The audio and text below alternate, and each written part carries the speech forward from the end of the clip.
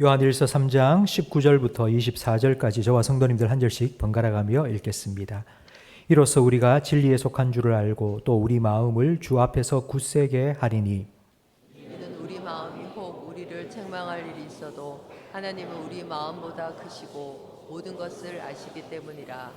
사랑하는 자들아, 만일 우리 마음이 우리를 책망할 것이 없으면 하나님 앞에서 담대함을 얻고 무엇이든지 구하는 바를 그에게서 받나니 이는 우리가 그의 계명을 지키고 그 앞에서 기뻐하시는 것을 행함이라. 그의 계명은 이것이니 곧 그 아들 예수 그리스도의 이름을 믿고 그가 우리에게 주신 계명대로 서로 사랑할 것이니라. 그의 계명을 지키는 자는 주 안에 거하고 주는 그의 안에 거하시나니 우리에게 주신 성령으로 말미암아 그가 우리 안에 거하시는 줄을 우리가 아느니라. 아멘. 벚꽃이 폈다가 금방 떨어지는 게 좀 아쉬웠는데 벚꽃이 지자마자 얼마나 초록초록 잎이 무성하게 우거지는지 너무 좋은 것 같습니다. 이렇게 하나님 주시는 새로운 은혜가 오늘 예배 참여한 우리 모든 성도님들 심령 속에 가득하기를 주님 이름으로 축복합니다. 우리 좌우에 계신 분과 인사 나누겠습니다. 잘 오셨습니다. 은혜 많이 받으세요. 우리 가끔씩 전투기가 바다에 추락했다는 뉴스를 듣곤 합니다. 전투기를 운전할 정도면은 아주 오랜 경력을 가진 베테랑 비행사일 텐데 왜 바다에 추락하는 일이 있을까요? 그 이유는 비행 착각 때문입니다. 전투기를 몰고 비행을 하다 보면 하늘도 파란색이고 바다도 파란색이기 때문에 자기가 지금 하늘을 날고 있는지 바다로 가까이 가는지를 착각할 수가 있다고 합니다. 갑자기 삐삐삐삐 경고가 울리면서 추락 위험하면 어이구 큰일 났다 하고 기술을 탁 당기는 게 하늘로 올라가는 게 아니라 뒤집혀 있으니 바다로 추락하게 됩니다.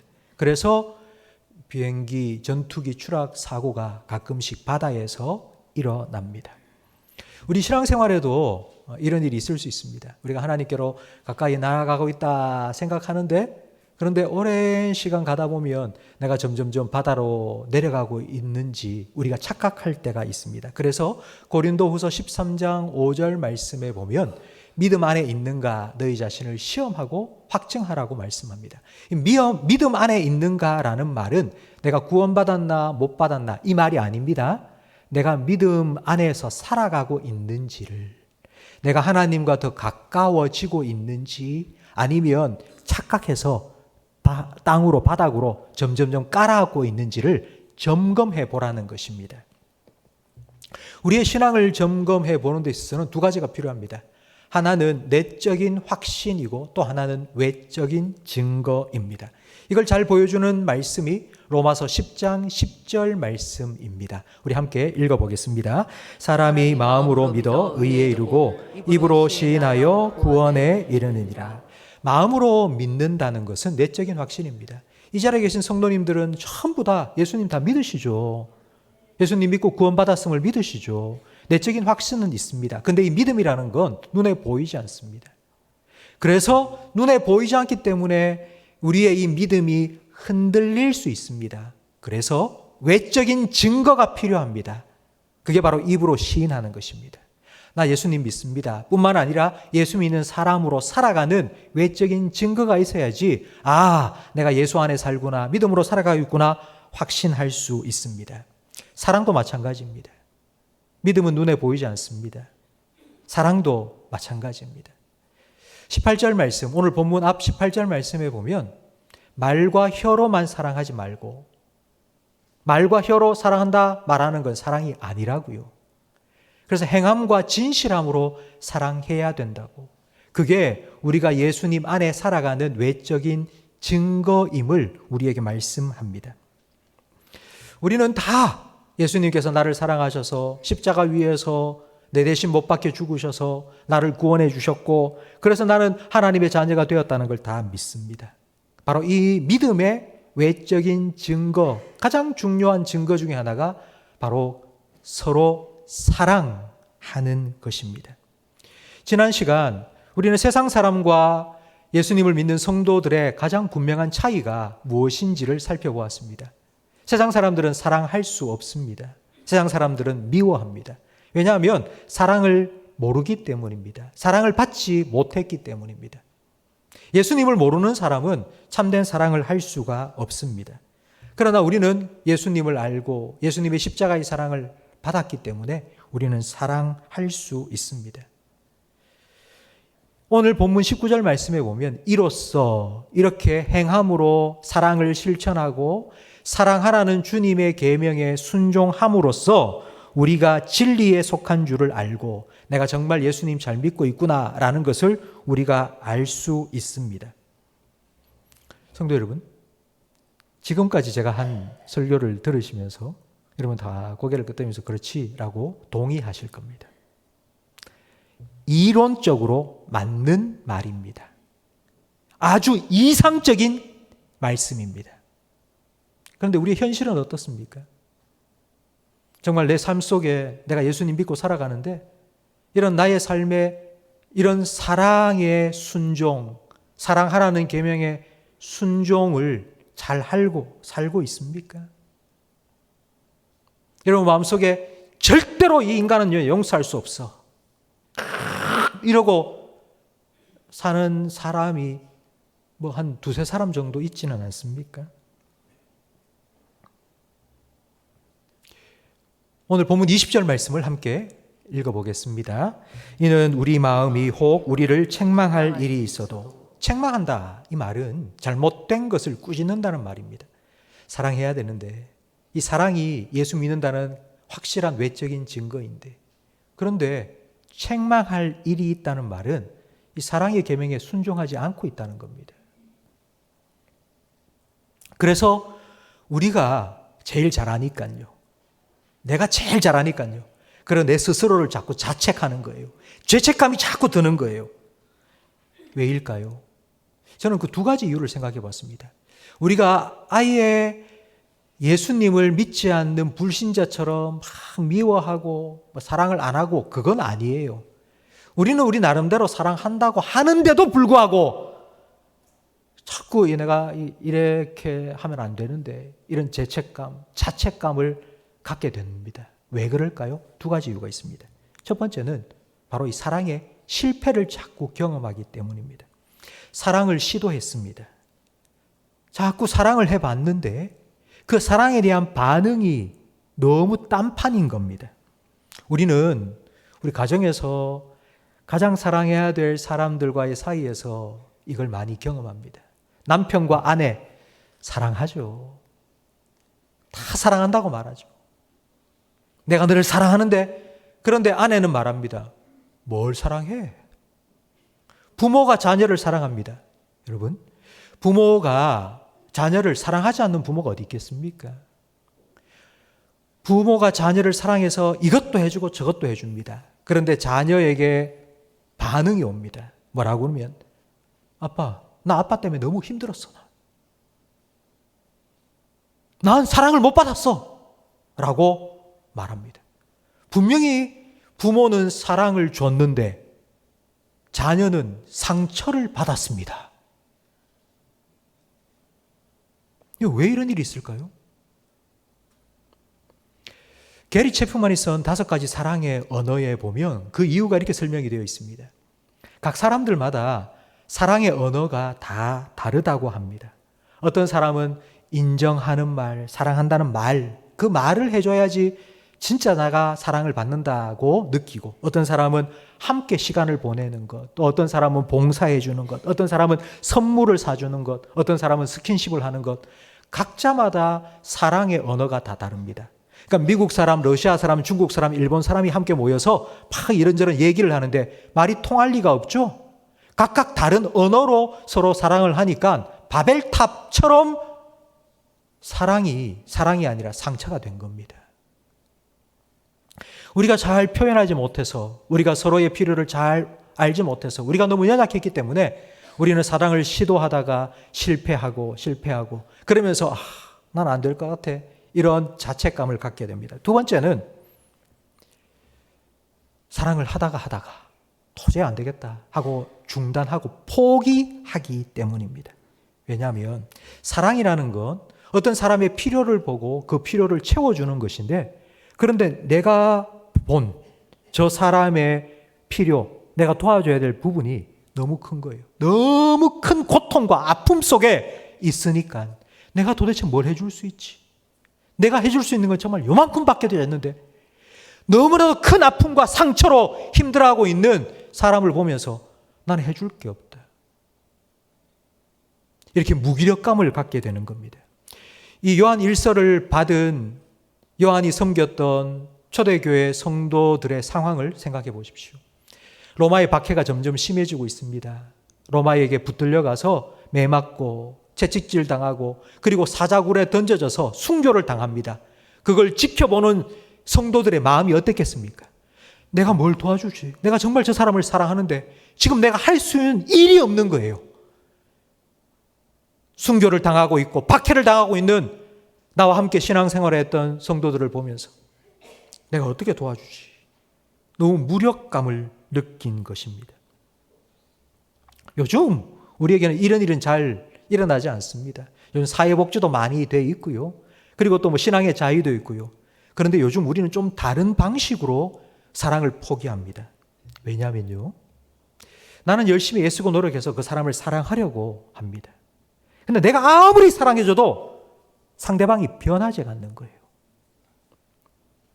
내가 먼저 손을 내밀고 내가 먼저 찾아가고 내가 먼저 화해하려고 하고 내가 그래도 내 나름대로는 애쓰고 노력해서 좀 사랑해 보려고 하는데 상대방이 받아주지를 않는 거예요. 정말 계란으로 바위치기를 하는 것 같은 느낌이 드는 거예요. 그래서 이렇게 생각합니다. 안 된다. 사랑해도 안 된다. 이 인간은. 내가 이쯤 했으면 됐으니까 이제 그만둘란다.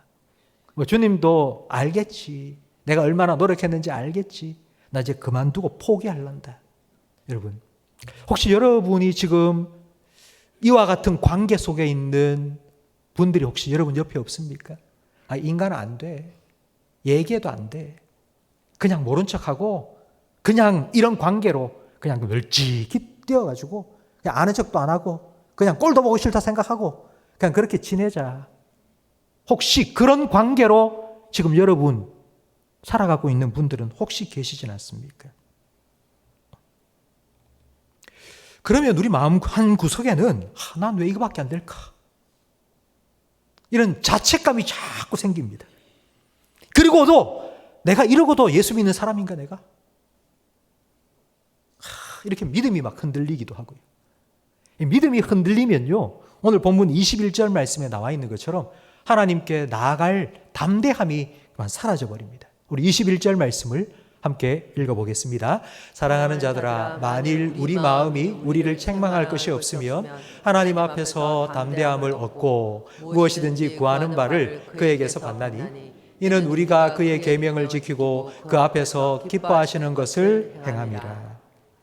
사랑하라는 계명에 순종하면 우리가 담대함을 가지고 하나님 앞에 나아가 기도해서 기도 응답을 받고 사는데, 그런데 내가 사랑을 잘 못하고 있는 것 같은 거예요. 성도 여러분, 여러분 중에 사랑하라는 이 계명 앞에서 예, 저는 사랑했습니다. 저 떳떳합니다. 이렇게 자신만만히 대답할 수 있는 사람이 어디에 있겠습니까? 그렇다면 과연 우리가 금방 읽은 21절 말씀처럼 과연 누가 담대하게 이 계명을 지켜서 담대하게 하나님 앞에 나아갈 수 있을까요? 우리는 이 믿음의 담대함을 어디에서 얻을 수 있을까요? 20절 말씀을 다시 한번 읽어보겠습니다. 이는 우리 마음이 혹 우리를 책망할 일이 있어도 하나님은 우리 마음보다 크시고 모든 것을 아시기 때문이라. 아멘. 하나님은 우리 마음보다 크십니다. 그리고 하나님은 우리의 모든 것을 다 아십니다. 요한이 하나님께서 다 아신다라는 표현을 여기에만 쓴 것이 아닙니다. 다른 데서도 한 번 더 사용했거든요. 어디냐 하면 요한복음 21장 말씀입니다. 3번이나 예수님을 모른다고 부인하고 다시 고향에 돌아가서 물고기 잡고 있는 베드로에게 예수님께서 찾아와 주셨습니다. 그리고 똑같이 3번 질문하셨죠? 네가 나를 사랑하느냐? 네가 나를 사랑하느냐? 네가 나를 사랑하느냐? 그 질문에 베드로가 이전 같았으면 내가 사랑합니다. 내가 이 사람들보다 최고로 사랑합니다. 라고 대답했겠지만 3번이나 부인하고 그 사랑에 실패하지 않았습니까? 더 이상 나는 주님을 사랑할 자격이 없다고 포기하고 고향으로 돌아갔지 않습니까? 그 베드로가 네가 나를 사랑하냐 예수님 물으실 때 이렇게 대답했죠? 누가 아신다고요? 주님께서 아십니다. 여러분, 네가 나를 사랑하느냐 물으시는 예수님의 그 질문에 주님이 아십니다 라고 대답한 베드로의 의미가 뭘까요? 예수님, 내가 그때 얼마나 무서웠는지, 내가 그때 예수님 안다고, 내가 예수님의 제자였다고 말하면 나 정말 죽을 것 같았어요.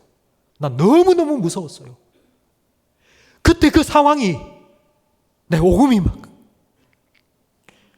내가 도저히 내가 예수님을 사랑하지만 내가 그렇게 말할 수가 없었어요. 예수님 그때 그 상황 아시잖아요.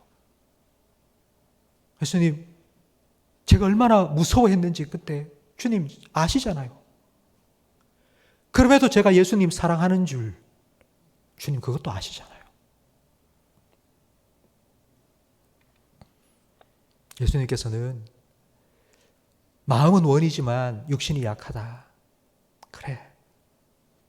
네가 그렇게 말은 그렇게 해도 네 마음속에는 나를 사랑하는 마음이 이만큼 있는 거 나 안다. 그래서 내가 찾아왔잖아. 내가 다시 회복시켜 주기 왔잖아. 라고 베드로를 다시 회복시켜 주셨습니다. 성도 여러분, 우리가 사랑에 실패할 때가 있습니다. 우리도 사랑을 포기하고 싶은 때가 있습니다. 근데 그걸 하나님이 다 아십니다. 다 아십니다. 우리가 하는 사랑이 너무 어설프고 우리가 하는 사랑이 부작용이 일어나고 그래도 그게 사랑이라는 걸 하나님은 다 아십니다. 우리가 사랑하려고 애쓰는 사람이 그 사랑을 온전히 받아들이지 못하고 그걸 상처라고 받아도 하나님께서는 그게 사랑으로 한 것이라는 것을 아십니다. 왜냐하면 하나님이 그렇게 우리를 사랑해 주셨고요. 그렇게 우리를 사랑하시는 우리로부터 하나님도 거절당하고 무시당하고 외면당하고 그렇기 때문에 이 사랑이라는 것이 얼마나 힘들고 어려운 것인지 하나님은 너무 잘 아십니다.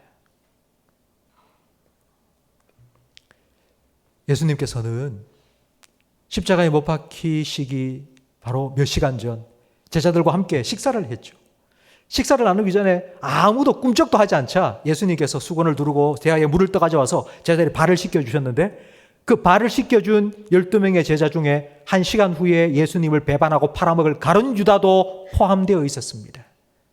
가룟 유다의 발을 씻기시는 예수님의 심정이 어땠을까요? 기뻤을까요? 즐거웠을까요? 얼마나 마음이 안타까웠겠습니까? 끝까지 사랑하기 위해서 그 발을 씻겨주시는 예수님의 그 마음. 예수님은 아십니다. 내가 너희를 사랑한 것처럼 너희가 서로 사랑해라. 그 사랑의 계명이 우리에게 얼마나 힘들고 어려운지를 예수님은 그 누구보다도 잘 아십니다. 그래서 그쯤 하면 됐다. 그 정도 했으면 됐다. 그 정도 하고 그만 치워라. 그냥 모른 척하고 살아라. 예수님께서 그렇게 말씀하지 않으십니다. 그러면 22절 말씀을 함께 읽어보겠습니다. 무엇이든지 구하는 바를 그에게서 받나니 이는 우리가 그의 계명을 지키고 그 앞에서 기뻐하시는 것을 행함이라. 예수님은 이렇게 살기를 원하세요. 우리가 그 계명 지키고 하나님 앞에 나아가서 기도하고 응답받고 이렇게 살아가기를 원하시는 거예요. 그러면 도대체 우리가 어떤 계명을 지켜야 될까요? 지금까지 계속 사랑해라 했으니까 사랑의 계명을 지켜야 된다라고 생각할 수 있는데 바로 이 다음 말씀 23절 말씀에 우리가 지켜야 될 계명이 무엇인지를 말씀해 줍니다. 함께 읽겠습니다. 그의 계명은 이것이니 곧 그 아들 예수 그리스도의 이름을 믿고 그가 우리에게 주신 계명대로 서로 사랑할 것이니라. 아멘. 계명은 두 가지입니다. 두 가지입니다. 첫 번째는 그 아들 예수 그리스도의 이름을 믿는 것이고요. 두 번째가 그가 우리에게 주신 계명대로 서로 사랑하는 것입니다. 우리가 사랑해야 된다. 사랑함으로, 순종함으로, 담대함을 얻고 하나님께 나아갈 수 있다. 그래서 계명을 지켜야 된다라고 말씀하셨는데 그 계명은 두 가지입니다. 예수님을 믿어라. 그리고 서로 사랑해라. 두 가지입니다. 여러분, 왜 믿음의 계명을, 믿으라는 말씀을 덧붙여 주신 걸까요? 가뜩이나 지금 사랑에 실패하고 사랑을 포기하고 싶은 마음 때문에 자책하고 있는 우리에게 그래도 사랑해라, 더 사랑해라, 사랑하도록 노력해라 이렇게 윽박지르면 우리의 마음속에 죄책감은 더 커질 뿐입니다. 그것 말고는 달라질 게 아무것도 없습니다. 근데 이 문제를 해결할 수 있는 방법으로 계명을 지켜야 된다고 우리에게 알려주신 겁니다. 그게 뭔고 하니? 바로 예수님을 믿으라는 것입니다. 이 두 가지 계명을 주신 이유가 무엇이냐면요. 우리가 사랑하지 못하는 것은 믿음의 문제라는 것을 말씀하고 있는 것입니다. 우리가 사랑하지 못하는 건 믿음의 문제입니다. 예수를 믿어라 그리고 서로 사랑해라 이 두 계명은 얼핏 보면 좀 분리되어 있는 것처럼 보입니다. 믿음은 하나님과의 관계고요. 사랑은 우리와의 서로와의 관계입니다. 그래서 이게 좀 분리되어 있는 것 같고 믿음은 수직적인 거고 하나님과 나 그리고 사랑은 너와 나 수평적인 건데 이게 따로 떨어져 있는 건데 왜 이걸 같이 얘기할까? 왜 사랑하지 못하는 게 믿음의 문제일까? 믿음과 사랑이 왜 하나일까? 생각할 수 있습니다. 여러분, 이 두 계명이 예수님을 믿는 믿음과 서로를 사랑하라는 이 두 가지가 연결되어서 하나가 된 것이 바로 십자가입니다. 십자가의 가로나무는요, 혼자 공중에 붕 떠 있을 수 없습니다. 반드시 수직으로 세워진 나무에 십자가가 옆으로 걸려야 됩니다. 예수님을 똑바로 믿어야지 사랑할 수 있습니다. 나를 위한 십자가의 사랑을 믿어야지 우리도 그렇게 서로 사랑할 수 있습니다. 절대로 이것만으로 공중에 떠 있을 수 없습니다. 그러면 아마 여러분 이렇게 대답하실 겁니다. 목사님, 저 믿는데요. 예수님께서 제 죄를 대신해서 십자가에 못 박혀 죽으시고 저를 구원해 주시고 그렇게 하나님의 자녀가 되었다는 걸 저 믿는데요. 라고 말씀하실 겁니다. 요한 1서에서 믿음은 지식이 아니라 관계입니다. 요한 1서 1장부터 계속하여서 믿음은 하나님과의 사귐이라고 말씀합니다. 그러니까 믿음이 좋다는 건 하나님에 대한 지식이 는다가 아니라 하나님과의 관계가 더 가까워진다는 의미입니다. 우리가 예수님을 믿는다는 게 여러분 어떤 걸까요? 목사님 다 알아요. 예수님이 하나님의 아들이신데 이 땅에 사람으로 오셔서 십자가에 못 박혀 죽으시고 3일 만에 부활하셨고 목사님 저 다 알아요. 가 아니라 그 예수님과 더 가까워지고 더 친밀해지고 그 예수님과 더불어 살아가고 그 예수님과 사귀는 것 바로 그것이 믿음입니다. 이걸 잘 우리에게 설명해 주는 성경 말씀이 갈라디아서 2장 20절 말씀입니다. 여러분, 우리가 예수님을 믿고 산다는 게 어떤 의미인지, 예수님과 사귄다는 것이 무슨 의미인지, 예수님과 함께 살아간다는 것이 어떤 의미인지를 갈라디아서 2장 20절 말씀을 읽으면서 한번 생각해 보시기 바랍니다. 함께 읽습니다. 내가 그리스도와 함께 십자가에 못 박혔나니 그런즉 이제는 내가 사는 것이 아니요 오직 내 안에 그리스도께서 사시는 것이라. 이제 내가 육체 가운데 사는 것은 나를 사랑하사 나를 위하여 자기 자신을 버리신 하나님의 아들을 믿는 믿음 안에서 사는 것이라. 아멘. 바로 이 금방 읽은 갈라디아서 2장 20절 말씀이 오늘 본문 24절 말씀의 의미입니다. 오늘 본문 24절 말씀을 함께 읽겠습니다. 그의 계명을 지키는 자는 주 안에 거하고 주는 그의 안에 거하시나니 우리에게 주신 성령으로 말미암아 그가 우리 안에 거하시는 줄을 우리가 아느니라. 아멘. 사랑의 계명을 지켜야지 주님 안에 거할 수 있다는 말이 아닙니다. 결코 아닙니다. 그 반대입니다. 주님 안에 거하는 사람, 주님이 내 안에 거하는 사람이 사랑할 수 있다는 의미입니다. 내 안에 그리스도께서 살아 계셔야지. 내 안에 그리스도께서 살아 계셔야지 내가 사랑할 수 있습니다. 나를 위하여 자기 자신을 버리신 하나님의 아들을 믿는 믿음으로 살아야지 사랑할 수 있습니다.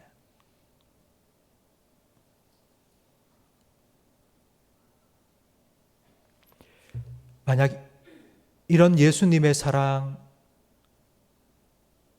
그 사랑을 받고 그렇게 그 믿음으로 순종하여 사랑하는 사랑이 아니라면 자기가 가진 모든 것을 팔아서 구제해 줄지라도 자기의 몸을 불살라 줄지라도 아무것도 아닙니다. 세상 사람들이 볼 때는 대단한 사랑이요 희생이라고 아마 신문에 대서특필될 겁니다. 와, 어떻게 이런 놀라운 사랑이 있냐고 세상 사람들은 전부 다 박수를 치면서 존경하고 아마 영웅으로 만들 겁니다. 만약 그렇게 한다면 재산을 다 팔아서 구제하고 자기의 장기를 내어준다. 그런데 성경은 말하기를 그렇게 팔아서 구제하고 자기의 목숨까지 내어줘도 아무것도 아니라고요. 왜요? 그게 예수 안에서 예수님의 사랑을 깨닫고 예수님께서 나를 사랑하신 그 사랑으로 내가 사랑한 그 사랑이 아니라면 이걸 예수님께서도 너무나도 아주 명확한 비유로 우리에게 말씀해 주셨습니다. 바로 요한복음 15장의 포도나무 비유입니다. 요한복음 15장 5절 말씀을 함께 읽겠습니다. 나는 포도나무요 너희는 가지라. 그가 내 안에 내가 그 안에 거하면 사람이 열매를 많이 맺나니 나를 떠나서는 너희가 아무것도 할 수 없습니다. 예수님을 떠나서는 너희가 아무것도 할 수 없습니다. 자기 몸을 불살라 줄지라도 아무것도 아닙니다. 자기의 모든 재산을 팔아서 나누어 줘도 아무것도 아닙니다.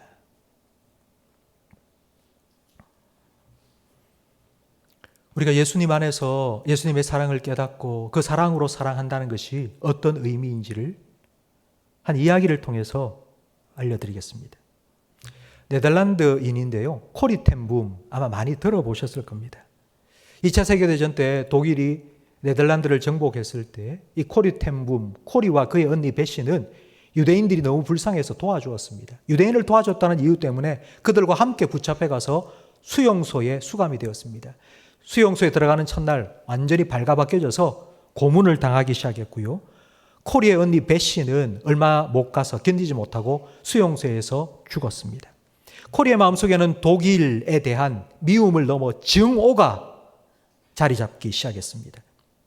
전쟁이 끝나고 난 후에 하나님께서는 코리 마음속에 네가 그 증오를 품고 살면 네가 죽는다. 네가 살기 위해서 독일로 가라. 가서 복음을 전하고 하나님의 사랑을 전하고 용서한다고 말해라. 그래서 순종하는 마음으로 독일로 갔습니다. 한 마을 다니면서 복음을 전하고 사랑을 전하고 용서를 외쳤습니다. 그런데 어느 한 마을에 갔는데요. 똑같이 사랑한다고 용서한다고 말하고 이제 나가서 마치고 나오는 사람들 한 분 한 분 손잡아주고 안아주고 하는데 저 앞에 보니 수용소에서 자기를 빨가벗기고 욕보이고 고문했던 바로 그 간수가 걸어오는 겁니다. 원수를 만난 겁니다. 그때 일을 코리 텐 붐은 일기장에 자기 자서전에 이렇게 기록을 해놓았습니다. 그 순간 내 심장은 얼어붙는 것 같았다. 나는 예수님께 기도했다. 예수님, 다른 사람은 몰라도 저 인간은 절대로 용서할 수 없습니다. 그러자 예수님께서는 나에게 계속 말씀하셨다. 용서해라. 안 됩니다. 용서해라. 못합니다. 그런데 어느 순간 그 사람이 바로 내 앞으로 다가왔다. 그 순간 예수님께서 나에게 이렇게 말씀하셨다. 나는 네가 저 사람을 용서할 수 있느냐 없느냐 묻고 있는 것이 아니라 용서하라는 내 명령에 순종하겠느냐 안 하겠느냐를 묻는 것이다.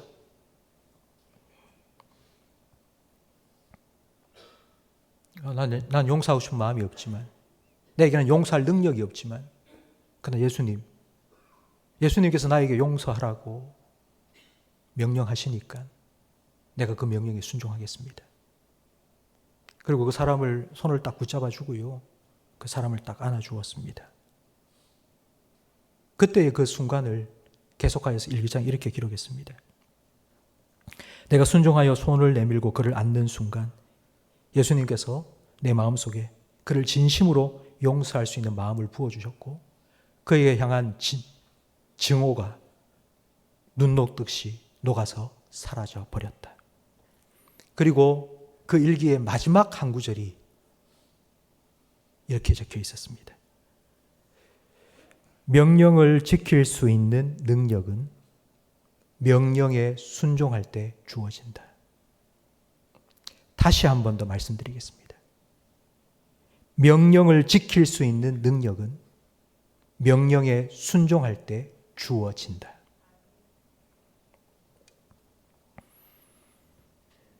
예수님께서는 세 계명을 우리에게 주셨습니다. 성경에 얼마나 명령이 많습니까? 수백 개 이상 될 겁니다. 근데 예수님께서는 그걸 딱 한 가지로 우리에게 주셨어요. 다른 건 모르겠고 딱 한 가지, 이것만 네가 정말 나를 예수님, 나를 주님이라고 믿고 나를 따른다면 딱 한 가지, 한 계명, 세 계명, 이것만 지키면 된다고. 이것만 지키면 다른 사람이 다 너를 보고 정말 저 사람은 예수님 믿는 사람이구나 인정해 줄 거라고. 딱 한 가지. 그게 바로 내가 너희를 사랑한 것처럼 너희도 서로 사랑하라는 사랑의 계명입니다. 그런데 예수님께서는 너무 잘하십니다. 우리가 그 사랑의 계명에 순종할 수 없을 정도로 연약하고 부족하다는 걸 너무 잘하십니다. 우리 너무 이기적이에요. 그러니까 내가 원하는 사랑하고 싶은 거예요. 내가 원하는 반응이 오지 않으면 금방 포기해버리고 싶어요.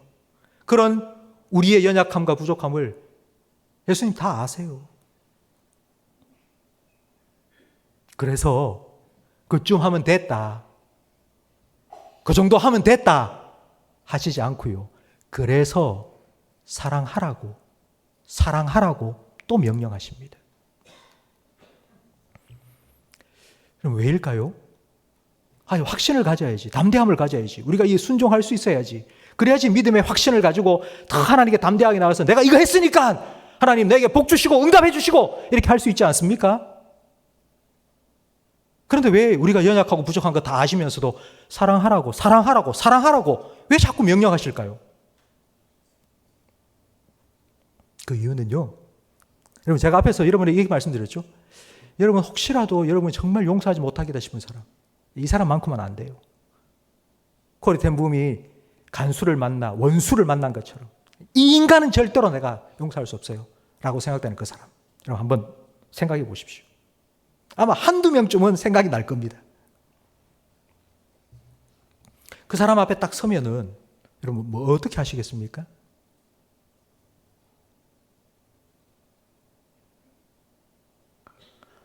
예수님, 나 정말 이 사람만큼은 안 될 것 같아요.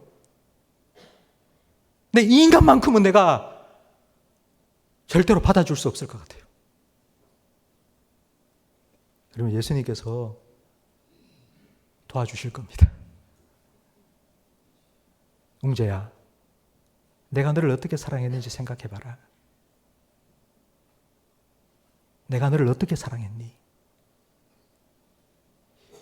나는 네가 저 사람을 사랑하라고 말하기 전에 내가 너를 사랑한 걸 네가 먼저 깨달았으면 좋겠다. 네가 그런 사랑을 받았으면 너도 한번 그렇게 해보지 않겠니? 우리가 사랑할 수 없는 사람을 사랑하는 것, 그건 우리 힘으로 할 수가 없습니다. 그렇기 때문에 우리는 예수님의 은혜를 구해야 되고 예수님의 사랑을 더 깨달아야 됩니다. 그러기 위해서 예수님은 우리에게 사랑하라고 명령하신 거예요. 사랑해라. 사랑해라. 네 부족함, 네 연약함, 네 힘으로, 네 능력으로 아무리 해도 안 된다. 내가 내 사랑을 더 채워줄게. 네가 그렇게 사랑할 수 있도록 내 사랑을 너에게 더 부어줄게. 이걸 예수님께서는 포도나무 비유로 말씀하셨죠. 너희가 나를 떠나서는 아무것도 할 수가 없다. 네가 내 안에 붙어 있어야지 열매를 맺는다. 성도 여러분, 저는 여러분 정말 간절히 바랍니다. 여러분에게 축복합니다. 여러분 예수님의 사랑을 많이 누리고 살아가십시오. 그리고 한번 상상해 보십시오. 그 예수님의 사랑을 내가 계속하여 누리고 깨닫고 그 은혜 가운데 살아가면서 나를 통해 그 사랑이 나와 함께 살아가고 있는 우리 가족들, 내 자녀들 가운데에 그 사랑의 열매가 이렇게 주렁주렁 맺혀가지고요. 그들도 그 사랑을 좀 많이 누리고 살아가는, 여러분 한번 상상해 보십시오.